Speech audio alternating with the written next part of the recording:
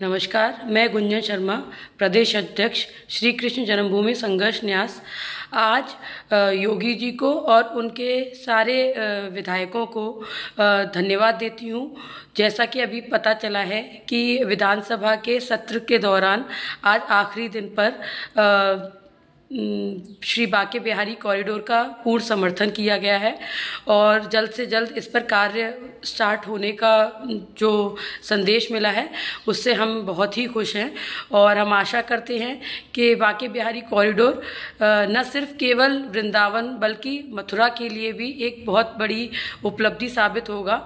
इससे जो आने वाला समय है उसमें जो हो रही भीड़ को नियंत्रित किया जाएगा और मथुरा वृंदावन के विकास के लिए ये बहुत ही बड़ा कदम है। इसके लिए मैं सभी का धन्यवाद देती हूँ और आशा करती हूँ कि सभी ब्रिजवासी इसका समर्थन करें और हम सरकार से भी एक आशा करते हैं कि जो सेवायतें हैं उनकी मांग का भी ध्यान रखते हुए इस कॉरिडोर के कार्य को आगे बढ़ाया जाए। कलयुग में काम नहीं चलेगा। द्वापर में जो परंपराएं थी हमारी, जो काम थे, उनसे आज नहीं चल पाएगा।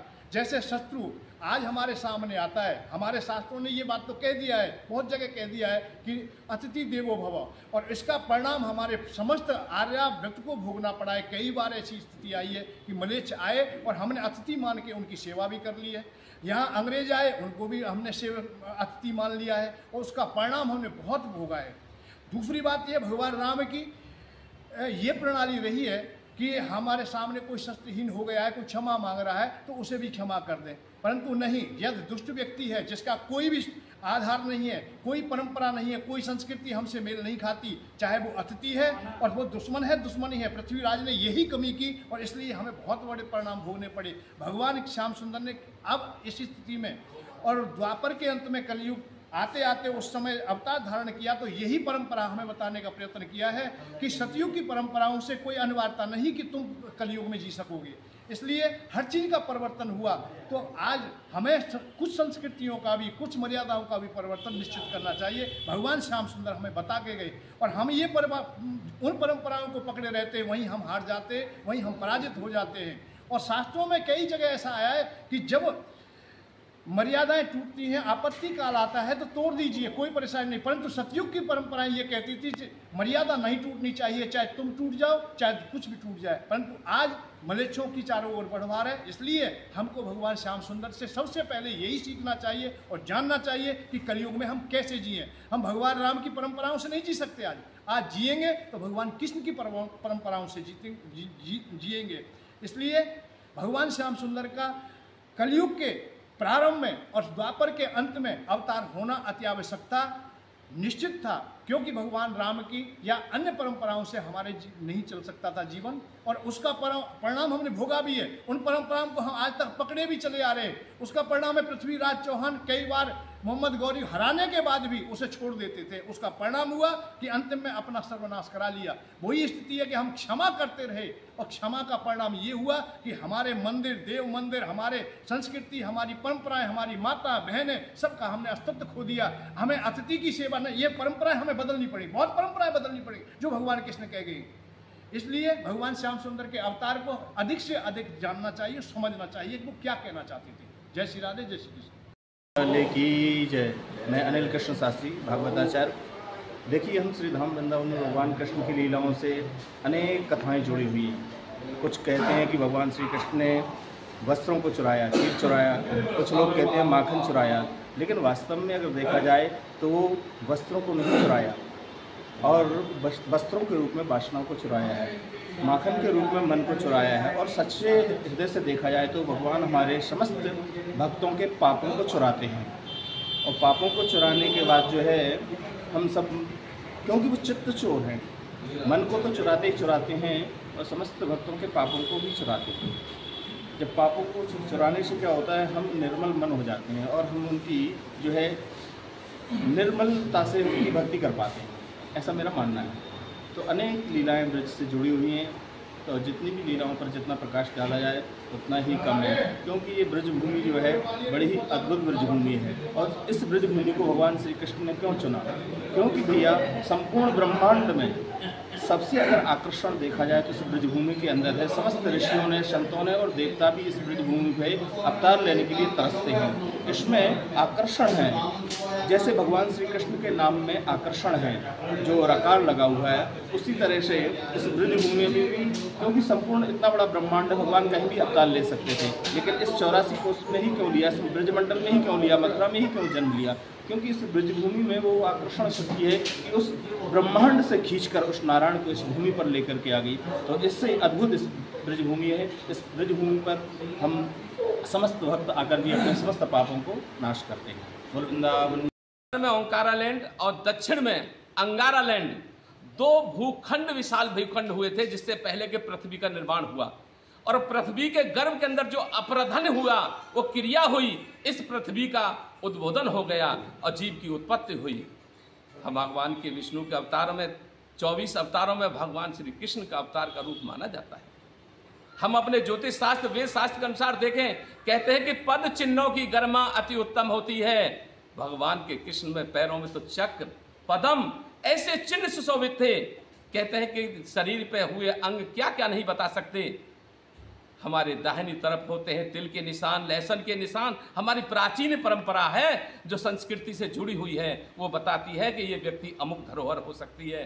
तो भगवान कृष्ण के अंदर तो उनके पैरों से लेकर के पूरे सर तक ऐसे चिन्ह थे कि अद्भुतनीय चिन्ह थे।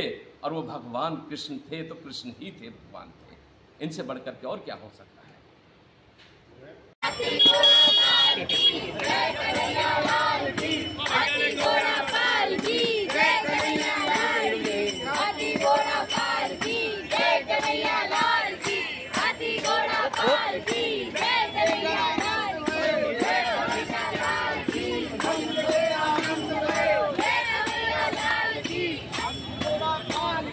इस देश का दुर्भाग्य देखो कि एक चारा चोर, एक टूटी चोर, एक कैबरेट डांसर हमारे संसद के अंदर इनके लोग प्रश्न पूछते हैं और हम सड़कों पे जवाब देने के लिए निकलते हैं।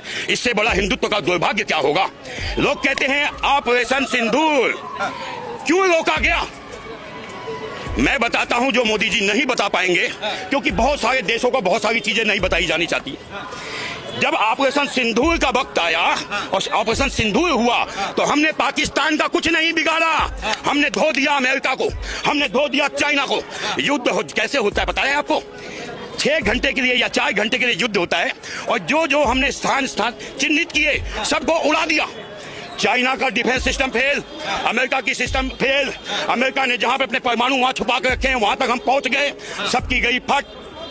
अगले दिन युद्ध बंद, युद्ध बंद।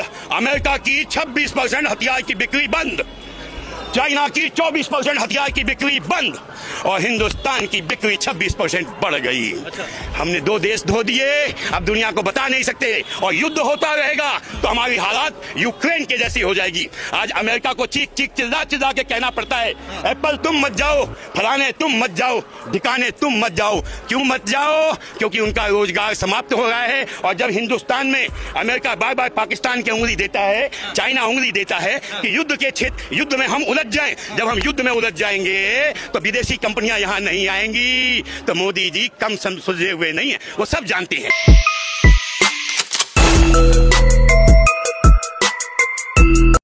संत सनातन धर्म की, संत सनातन धर्म की जय श्री राम, जय श्री राम, जय जय श्री राम, जय श्री राम, जय जय श्री राम।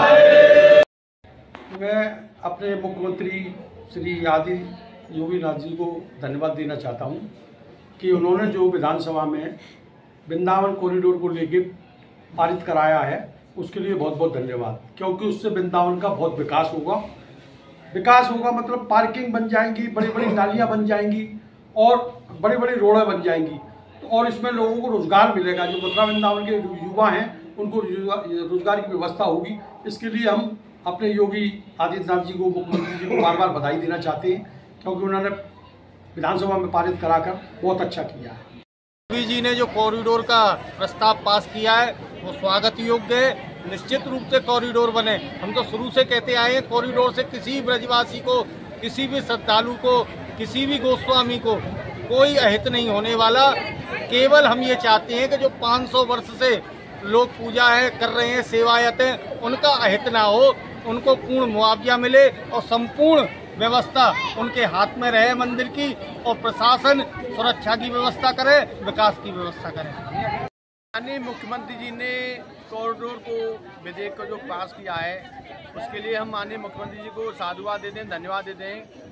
जब वो ब्रजभूमि में आए थे तो सभी संत भगवान ने, ब्रजवासियों ने और यहाँ के जो जनप्रतिनिधि हैं उन्होंने मांग की थी कि यहाँ पर ब्रजभूमि में, वृंदावन में कॉरिडोर बनना चाहिए।